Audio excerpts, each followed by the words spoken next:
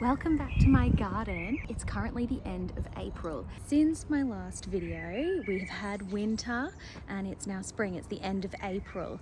And of course, all the trees have lost their leaves. And I thought it was worth sharing what it looks like right now. Even though the leaves aren't all back on the trees, the bluebells are just looking so beautiful that I think that it needs to be shared. And so it's probably a good time to do an update on everything in the garden. So the most beautiful thing at the moment are the bluebells. And they're actually Spanish bluebells. I'm pretty sure are known to be invasive, but that doesn't bother me at all because I love them. So I hope that they take over this whole garden. If you've ever seen bluebells before in the wild and you've tried to take a photo or a video of them, you will know how it seems to be impossible to capture just how amazing they look on camera. So you have to believe me that they look okay on camera, but they are glorious and outstanding in real life. They bring me so much joy. I hope to have bluebells around this garden just everywhere eventually. But aside from the bluebells, it's worth giving an update because a lot has changed since my last video. I really have solidified my plans of what I want to do with this garden, and I want to put that plan into place throughout this summer. So goal number one is to just continue to improve the lawn. I want it to get to a place where it is flat enough that it's safe for Alfie to play in. I want to manage the little holes that the badgers dig and just get it nicer and softer, and ideally make it so that you can walk barefoot throughout the whole of the lawn of the garden. That would be ideal. So that's a project that I want to do. So the projects that I've done since my last video is we've had the apple tree pruned and we have also started to remove the rockery. So those are two things that I know that we need to do regardless of whatever I decide what we do in the garden on a large scale. I know that I want to do those things. So that's been done. The other thing I know I want to do is bring in that greenery along the sides of the garden. So we have had, I think it was 36 Portuguese laurels planted. They're the same as the ones that were planted next to the shed. They were only planted a couple of months ago, but they're doing really well and they're already showing new growth. And actually the larger ones that we planted now almost 2 years ago are also sprouting new growth because it's spring. They're doing just so well and doing exactly what I wanted them to do. So now we've got more of them in the garden, and those smaller ones are naturally going to catch up with the bigger ones over time. So it's worth talking about my grand plan for the garden. I know the things that we want from the garden and in the garden, but I just haven't known how we could get that all to come together. So finally, after 2 years, plan is starting to come together in my brain. I know I want the hydrangeas. I know that we need to have a flat lawn that's really good for like kids to play, football, that whole thing. We need to have that. I know that I want to keep the greenery around the sides, and I know that I want to keep as many trees as possible, especially at the back. I know that that wild part of the garden, that's not going to change. So really from the edge of the wild part of the garden right up to the house is the parts that can change. We know that the bit closest to the house is still a little bit iffy because we haven't quite finalised the plans yet. The update is the structural engineer has come and inspected, and they need to drill holes to look at the foundation to see if what we want can exist on the foundations that we have. So we're waiting on that, and then once we have clarity on that, we can then submit for planning approval and continue with that. I'm not counting on that part of it yet because I know that that may change. So it really is from this ledge here, which may move, but for now, from this ledge down to the shed area is the things that are not really going to change a whole lot. And I can start to take action now for the final design of what I want this to be. So in thinking about how do I get this flat area, how do I get the hydrangeas that I want, how do I incorporate all these things while also keeping the things that I love about the garden already? For instance, the liquid amber, why would I ever get rid of that? It's so stunning. It's only just about to get its leaves again, but of course the amazing moment of those leaves is really in the autumn. So I've come up with a plan of what I want. I've realized that there's a lot of no man's land space just before the liquid amber, and that would be a really good place to put a hedge of hydrangeas and also have that coming around the other side, almost like sort of curving together to then direct you to walk through them to move on to the next section of the garden. That would also then be a really nice, effectively like a hedge around a flat soccer field type of area. So that's really what I'm going to aim to do. So I can start to plant those hydrangeas now, and that's exactly what I've done. So there's 7 hydrangeas that I have planted.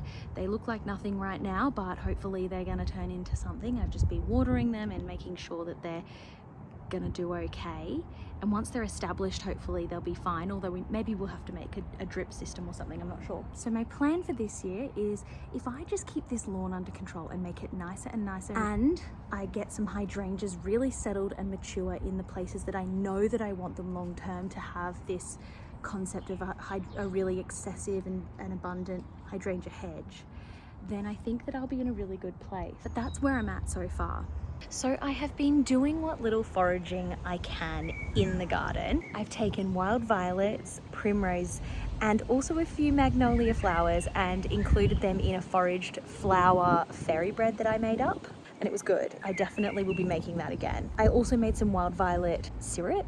That was good. And this year I also came up with the genius idea for wild garlic cob loaf. It was so good. I made it twice and it was just fabulous. Highly recommend. You have to try it. I'll leave a link in the description to that video. Unfortunately, I don't have any wild garlic in my garden, so that is something that I really want to try to incorporate. I'm sure that it will grow here because if it grows in the wild locally, it definitely will grow in this garden. There's plenty of opportunities for different spots that have surely the right conditions for it to thrive. So I would love to grow my own wild garlic because it saves me having to go to the forest and steal it. I can just have my own supply here.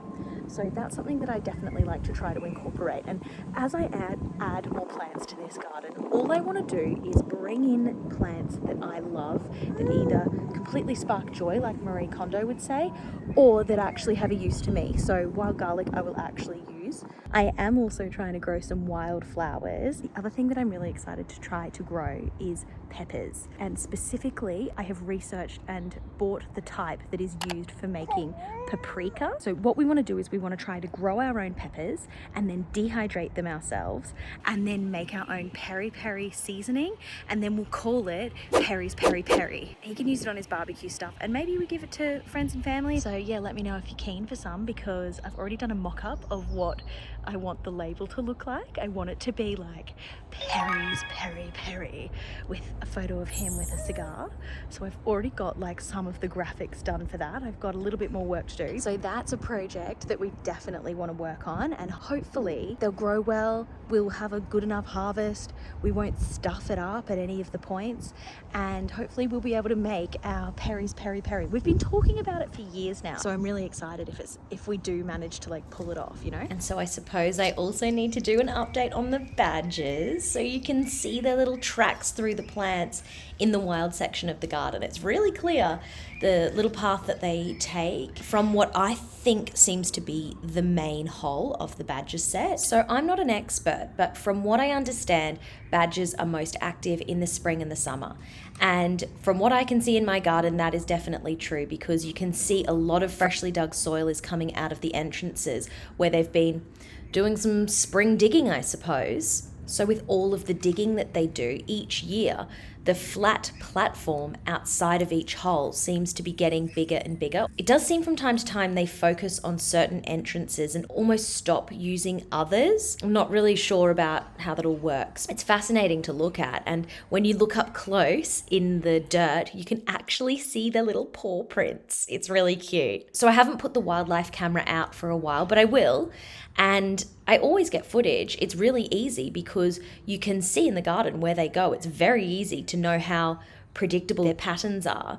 So all I need to do is put a camera in a spot that I know that they go every night. So the update on the badgers is really just that they're definitely still there and they're digging away to their heart's content, walking along the same tracks that they always walk along, and otherwise seem quite happy. So there will be more updates on the badgers. Don't worry, I'll keep you posted on how the badgers go and when I get some footage. But for now, that's how they're going. They seem to be all good.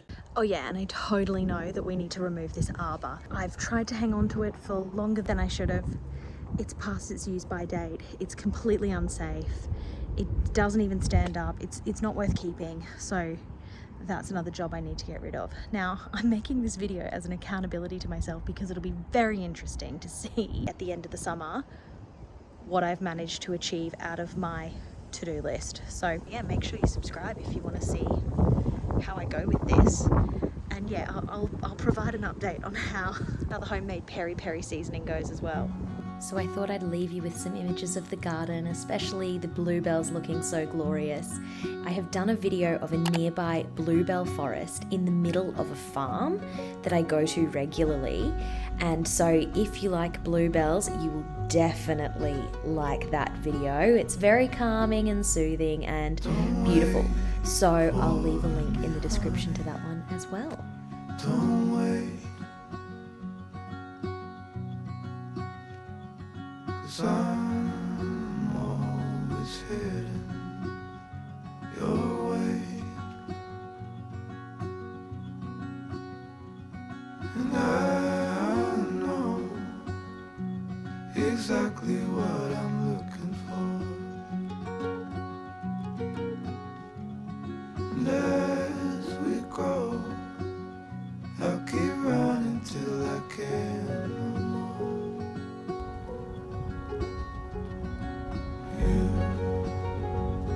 You'll always be the one I want at midnight. You'll always still